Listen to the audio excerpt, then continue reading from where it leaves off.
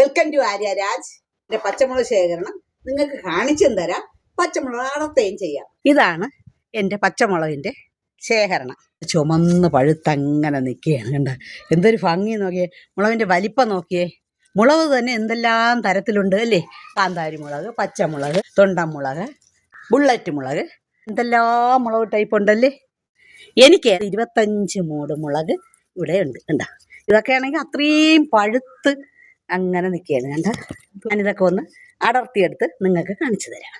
തുളസി കതിർന്നുള്ളിയെടുത്ത് കണ്ണനൊരു മാലയ്ക്കായി ഒട്ടാത്ത നൂലിൽ കെട്ടി എന്നെന്നും ചാർത്താം ഞാൻ.